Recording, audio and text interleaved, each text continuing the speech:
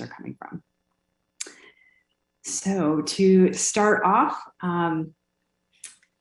please allow me to introduce UCSF Chancellor Sam Hawgood, who will introduce Dr. Julius and the impact of his work.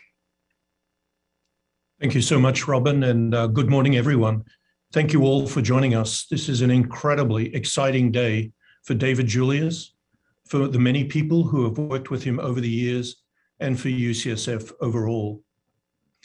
In fact, we actually have two laureates today, because David's colleague, Ardem Patapoutian, also was a postdoctoral scholar here at UCSF from 1996 to 2000 in the lab of Dr. Louis Reichart. Now, I've admired David's creativity, scientific excellence, and leadership over more than 3 decades at UCSF. He absolutely exemplifies the tenacious curiosity that drives the university's research mission and that can lead to exciting and unexpected advances for human health. As many of you know by now, David's work has been driven by the fundamental question: how do we feel pain and other sensations? His identification and characterization of the nerve cell ion channel receptors, known as the TRP receptors, led him down an intriguing scientific path in which he has employed natural products, including wasabi, scorpion venom, and more products such as that, in research that has fundamentally changed our understanding of pain and sensation. Remarkably, the TRPV1 receptor responds to either painful heat or capsaicin, the pepper that gives hot chilies their heat. Likewise, TRPM8 responds either to uncomfortably cold temperatures or to menthol. David and colleagues have identified a third TRP channel, TRPA1, that responds to the pungent chemical in mustards like wasabi, and it's also involved in inflammatory pain signals. In an absolutely scientific tour de force over the past several years, David and UCSF's Weifan Cheng have teamed up to use cryo-electron microscopy, a brand new technique to determine the structures of TRPV1 and TRPA1 at near atomic resolution, amongst other ongoing projects between their labs. All of these receptors play a critical role in normal sensory and pain processing, and they contribute to chronic pain syndromes caused by inflammation and tissue or nerve injury. Over the years, David has talked about how his fundamental physiologic research on this question was motivated early on by what he saw as a dearth of therapies to treat one of the most common and debilitating medical conditions, that is pain. Today, with pharmaceutical companies pursuing new pain therapies that target the TRP receptors, David's work has come full circle.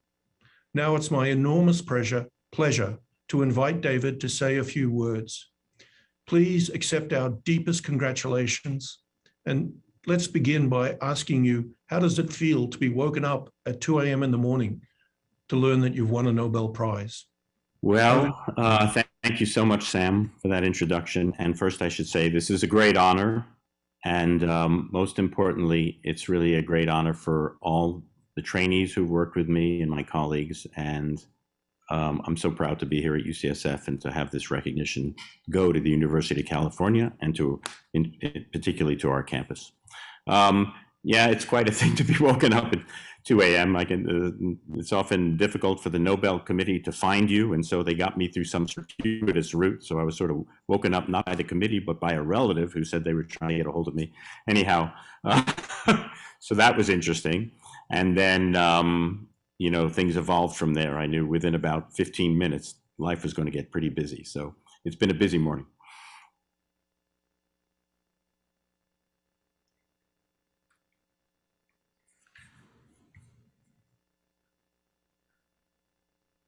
Robin, I'll turn it back to you to moderate the questions. Okay, thank you, Sam. And the first question is from Issam Ahmed. And he would like to ask a live question. So unmute him.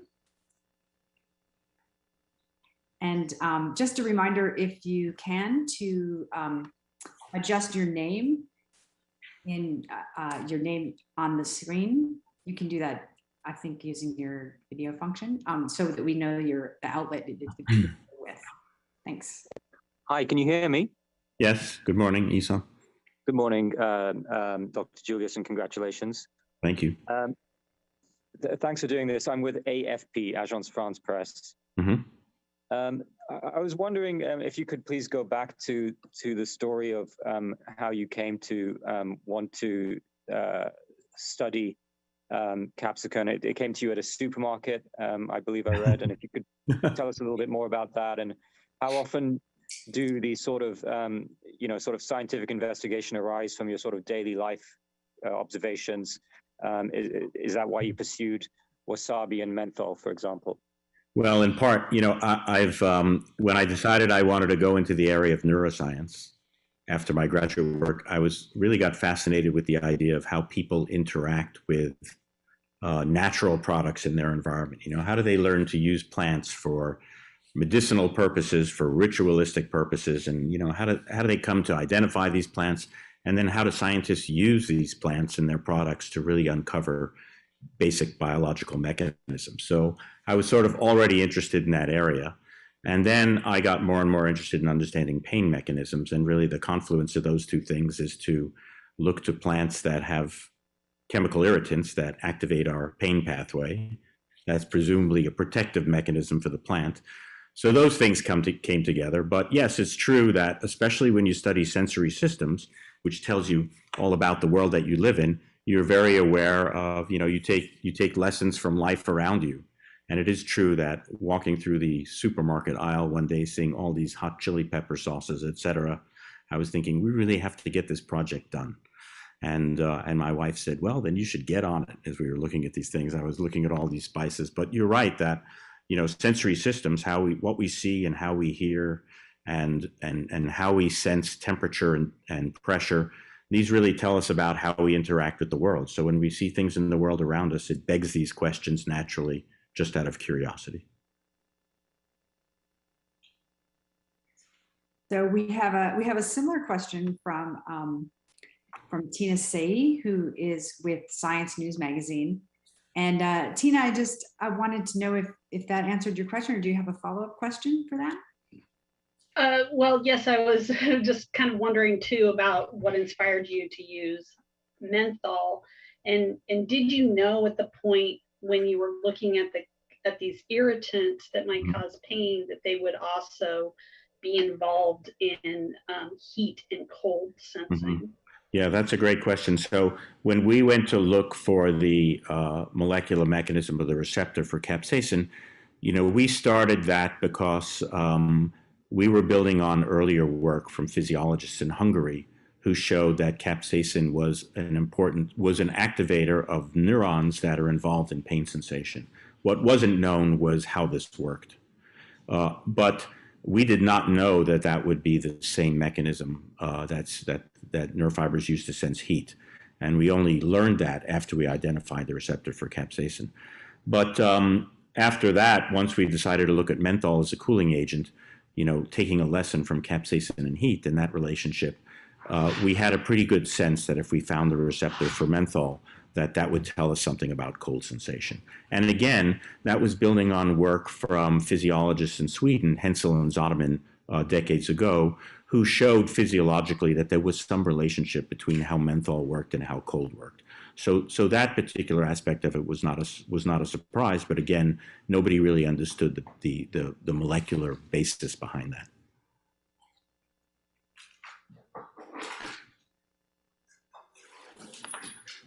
Great. Do we have any other questions? David, let me jump in with perhaps two questions. One of the amazing things about the kind of work that you and others do is that it's driven by innate curiosity, and at least at the beginning, not necessarily with a therapy in mind. Can you just expand a little bit on that the power of curiosity-driven research Yeah, I'd be happy to. I mean, that's something I talk about a lot. I think there are so many examples of this in medicine and in biology. You know, most of the great advances in at least in terms of understanding mechanism medicine really started off by people just following their curiosity and answering basic curiosity-driven questions without knowing in advance that they would be working on something that could one day be useful in terms of therapeutics. You know, I think CRISPR is an example of that, a recent Nobel Prize discovery of mechanisms, bacterial mechanisms that underlie the ability to modify our genomes. I think the development of many drugs, so-called protease inhibitors, to help people who have HIV and AIDS is an example of that, based on years and years of people just being curious about how these enzymes work.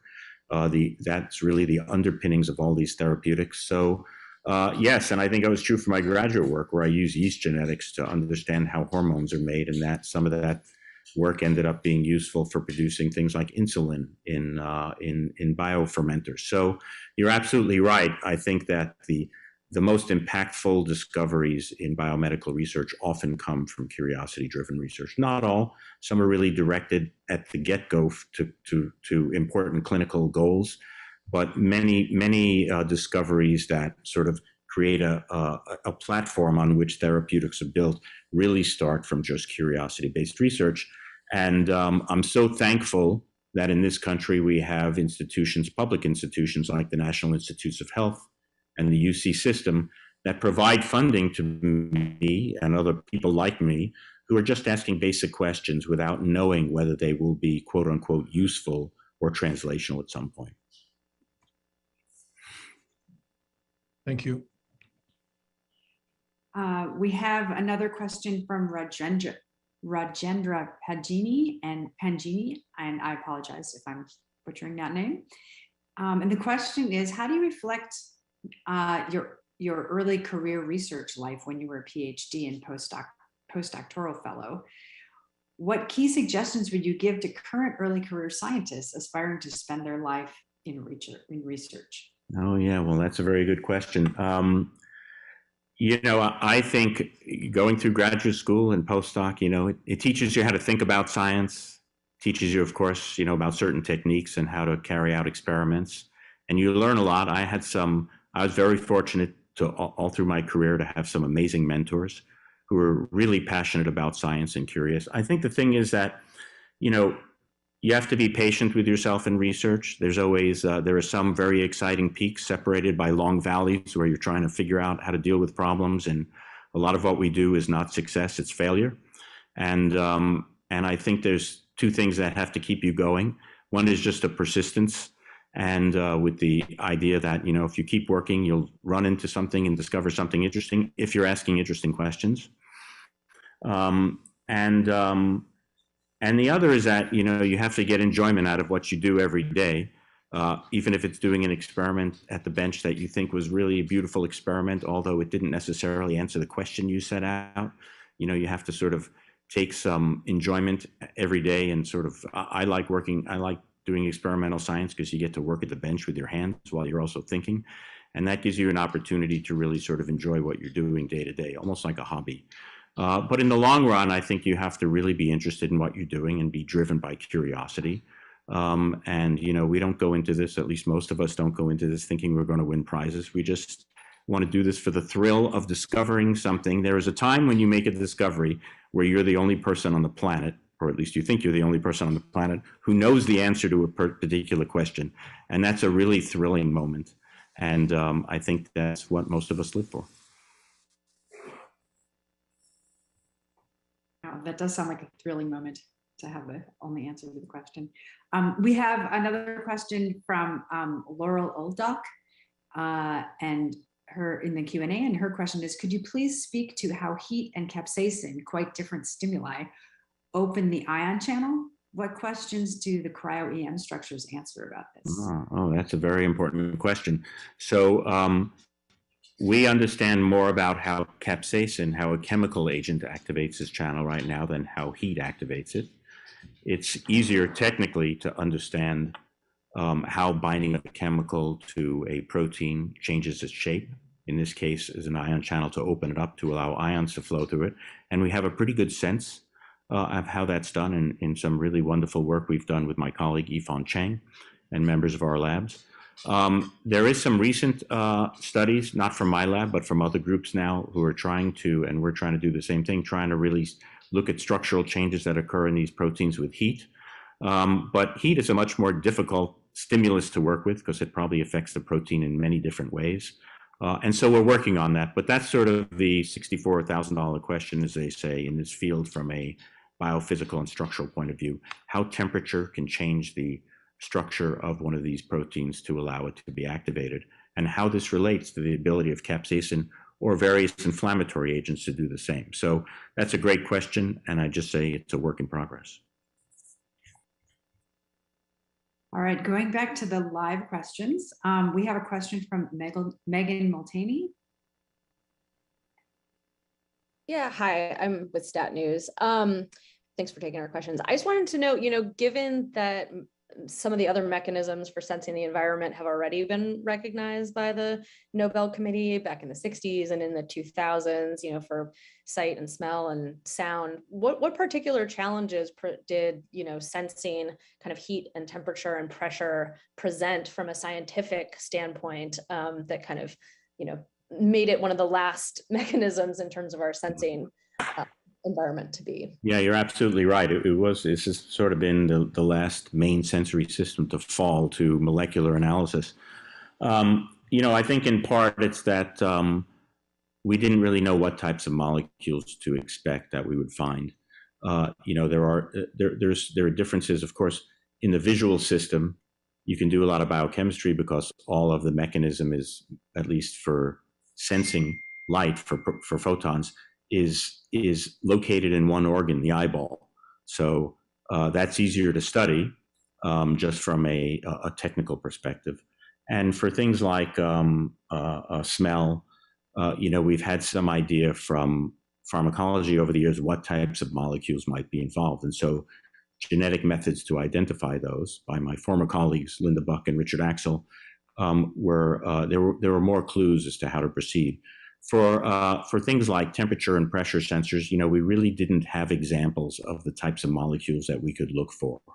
And that's why Ardem and my lab had to turn to other ways to do this, by functional screening or by using these natural products that we've used, like capsaicin and menthol. So I think it was just not having a lot of prior information and some technical difficulties in terms of identifying and working with the nerve cells that carry out this process, which are sort of scattered over a much wider area in the body. And the other thing I should say is that working with stimuli such as pressure and temperature is in and of itself a little bit technically challenging in terms of carrying out these experiments. And so all of those things kind of made this a little bit less approachable than other sensory systems. And Isam Ahmed had a second question, another question about timeline and applications. Do you want to go ahead and ask your question, Isam? Oh, hi, can you hear me? Yes. Yeah, from what I understand, it was quite a process of trial and error to isolate the particular gene responsible for capsaicin and responsible for menthol. What made it so painstaking? Could you tell us a little bit about the timeline?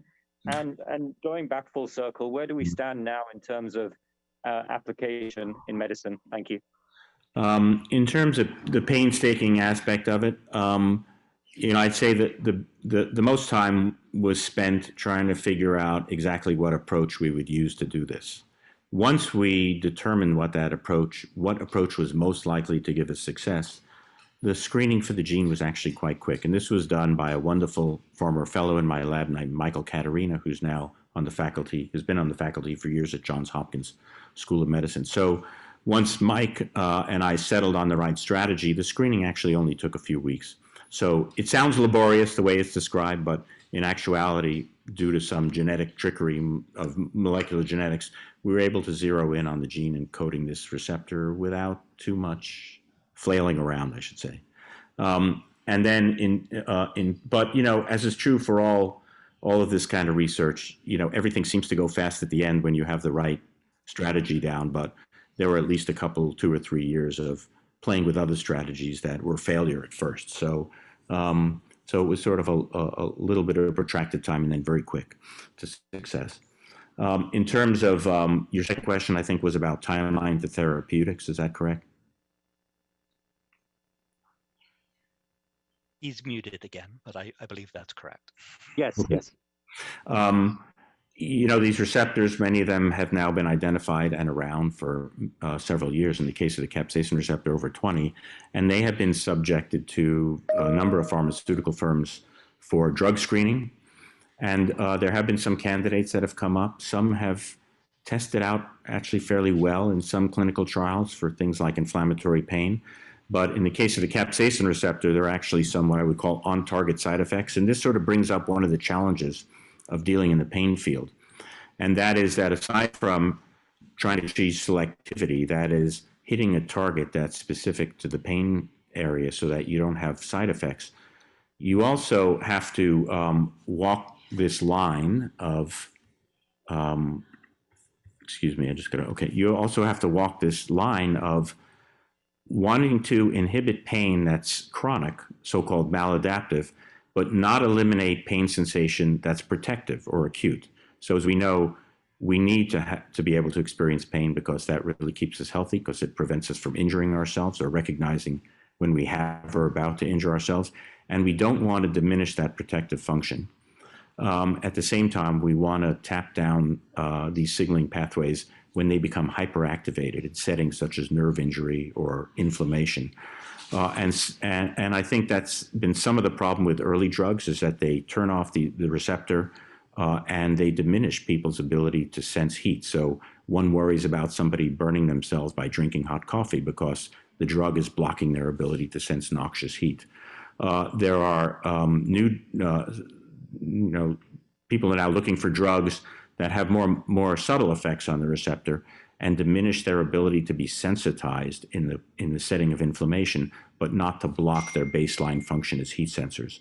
And I think the work that we're doing with EFON to really develop the atomic structure of these molecules and see what they look like in detail will really help to have a rational approach to developing those kinds of drugs. We got another question in the chat. Could you, and this one's from Cynthia Gorney at National Geographic, and she's asking, could you elaborate on what made those experiments technically challenging? And just out of curiosity, where were you obtaining those menthols and chili heat sources? Are there lab versions of those substances? Yeah, well, the nice thing about chilies and mints is you can just go buy them at the market. But most of these things, because we want to know exactly what's in them, we buy them from, a chemical company, from Sigma Chemical or something like that. But we did do experiments early on where we collected a bunch of peppers of different hotnesses according to Scoville scale, and showed that in fact, our assays reflected their hotness as you would detect that by putting them in your mouth. But why did this take a long time? Or why was this painstaking? Our goal was to identify a gene encoding something about which we knew nothing. So it wasn't like we had a protein sequence we could work from. We were sort of going blind, which means that we had an activity. We knew that capsaicin somehow activates this protein and should do something to a cell. And we had to figure out what that was and how we could set up a process, an assay, to detect that activity. So there were a lot of unknowns in doing this. We didn't know how many genes we would need to express in a cell to recapitulate this activity. So there were just a lot of unknowns. I think in the end we were lucky in the sense that some of the things worked in our favor. And once we understood how to do this, we were able to zero in on it. But the other thing too is that in order to do this kind of experiment, you have to sort through thousands of genes, which you can do by looking at even millions of genes, which you can do by sorting through thousands of genes at a time. But you have to have a process or an assay that allows you to look at genes in bulk and has the sensitivity to be able to identify what you're looking for. And that's part of what took us time, was to adjust our assays and the sensitivity of our methods so that we could detect very small responses in the beginning that would be diluted out by having many thousands of genes in our assays. So all of those things just took some time to work out. And as you often do in science, you work them out one little step at a time. Okay, we've got another question from Rajendra Panjeni, and I really like this question. It is, so we learn pain, heat, cold stimuli, and our body response right from elementary schools. We grew up being fascinated about this. How do you explain your discovery to elementary school students? That's a good question, because I have to do that tomorrow. It turns out I have a session through the Gairdner Foundation with some 10 to 15-year-olds, and I have to tell them about what we've discovered. And, I think for scientists working in certain areas, especially ones that are a little esoteric, that's always a tough job. For me, I think it's an easy job because I can talk about things that we all experience. You put your hand on a hot stove or you put your hand on a block of ice. Now, getting to some of the molecular details is a little bit more difficult. But, I show graphics and cartoons about what an ion channel looks like, what it does in a cell, how it activates a nerve fiber. And I think that's the most difficult part. But after that, understanding what chili pepper is all about and what heat is about is something that we can all relate to. So I think I'm fortunate to work in an area that is sort of so approachable and immediately appreciated by everybody, kids and adults, et cetera, because it tells us about the world we live in. I think that's the great thing about sensory systems. Sensory systems report to our brain what our world looks like. And we appreciate the world through all our sensory systems, the colors we see, the sounds we hear, the textures we touch, or the temperatures that we touch. So we can all relate to that. It's a part of biology that's so relatable to everybody. Okay, well, we've got time for one more question, and it looks like Tina Say she has her hand up again. Tina, did you have a follow-up question? I do. I was wondering if there are people who have mutations in either of these receptors that you discovered that would change their perception of heat and cold. That's a very good question. Mutations in these genes are apparently quite rare, or they're not so obvious that people come into the clinic with deficits. There is a report that there are mutations in, or I should say variants in gene encoding the menthol receptor, not in the region that encodes the protein, but in regions that control its expression, and that there are differences depending upon where people live, say in northern cold climates or southern warm climates. And it's presumed that this accounts for their differential ability to interact with their environment in terms of ambient temperature.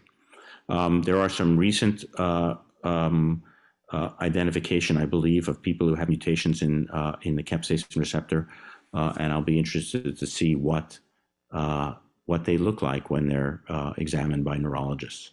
There are mutations in Ardem's work on touch sensation. There are some mutations in those channels that have very interesting effects that are quite profound, and so they're identifiable in the clinic. So there are mutations in different proteins in the touch and pain pathway that diminish people's sensitivity to some in pain, and they've told us a lot about how the pain pathway works. But in terms of the proteins that we've looked at, there aren't a lot of mutations that have so far been identified. But those would, of course, be fascinating to look at. And much of what we surmised about their role in mammals comes from looking at mutations in, for example, laboratory mice. Okay. Let's see. Okay, there's two more questions, and then we'll have to end this fascinating conversation. But the second to last question is from Mohammed Mansour, and his question is: he's a science journalist from Cairo, working for Al Sharq News. And he says, I would like to ask, what are the implications of the discovery that have been for understanding the molecular basics for this sensation of heat and pain? So the implications from this are, one, just understanding it. I mean, that's our main goal, is to understand how physiology and how the body works. But the other implication is that each of these pathways, our ability to sense heat, our ability to sense cold, becomes dysregulated when there's injury. So for example, when somebody's treated, many people are treated with certain chemotherapeutic agents when they have cancer, they become exquisitely sensitive to cool temperatures, and this and anything that's mildly cool then gets sensed as extremely painfully cold. And so there are a number of people who are looking at the cold receptor and the cells that express these receptors, because they are the genes that we've cloned not only identify the proteins, but they identify the cells that are important in temperature sensation. And this identifies molecular pathways that could possibly use to treat this situation, which we call cold allodynia.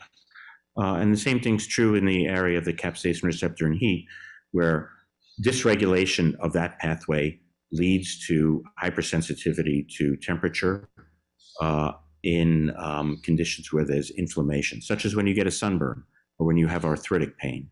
And so understanding the molecules involved and the cell types involved gives us clues as to how we can target these pathways to develop drugs that can be used for very specific types of pain situations that lead to hypersensitivity to temperature, or in some cases to touch.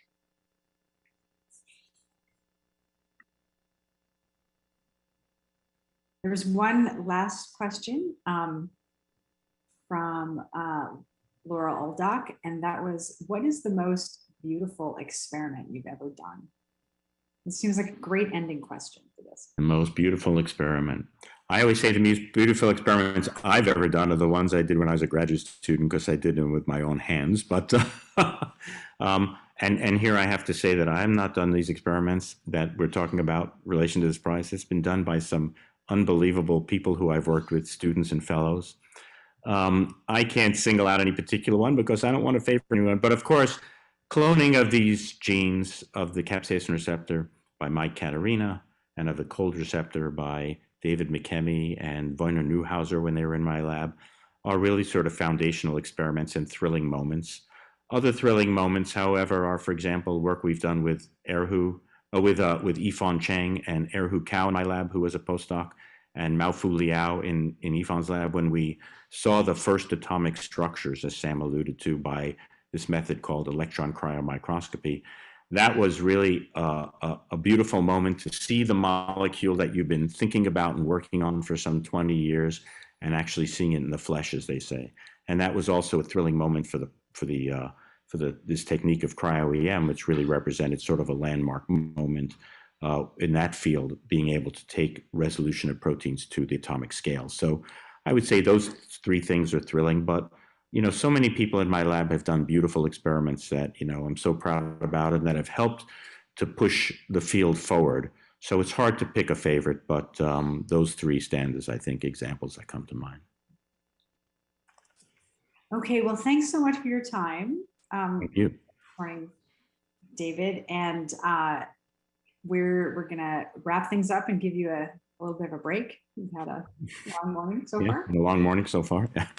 Thanks everyone for attending, and to Sam and everybody for being here, Sam and Talmadge. And we are recording this, and it will be available online for everybody at ucsf.edu. So feel free to revisit it.